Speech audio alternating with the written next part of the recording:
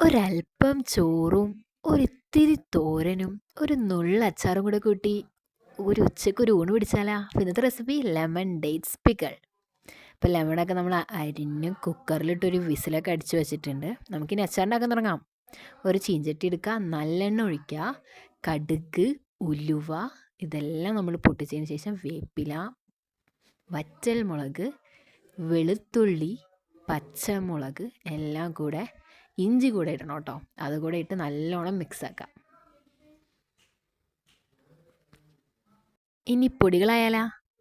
എല്ലാ പൊടികളും, മുളക്, മഞ്ഞൾ ഇത്രയും മതി കേട്ടോ, വേറെ അധികമൊന്നും വേണ്ട. അതും നല്ലോണം നമ്മൾ മിക്സാക്കുക. എന്നിട്ട് നമ്മുടെ മെയിൻ ഇൻഗ്രീഡിയൻറ്റ് ഡേറ്റ്സും ഇടാം, നാരങ്ങയും പുഴുങ്ങിയത് വയ്ക്കുക. ഇത് നല്ലോണം മിക്സാക്കുക, നല്ലോണം മിക്സ് ആയിക്കോ. അതിന് ശേഷം വിനാഗിരി നിങ്ങളുടെയൊക്കെ പുളിക്കനുസരിച്ച് ഒഴിച്ചോ കേട്ടോ. നല്ലോണം ഒഴിച്ച് നല്ലോണം മിക്സാക്കിയതേ സംഭവം റെഡി ആയിട്ടുണ്ടാവും. ഇനി എന്താ, ഒരു ചോറെടുക്കുക, ഒരു ഇച്ചിരി തോരനിടുക, ഇച്ചിരി അച്ചാറിടുക. ഉഫ്,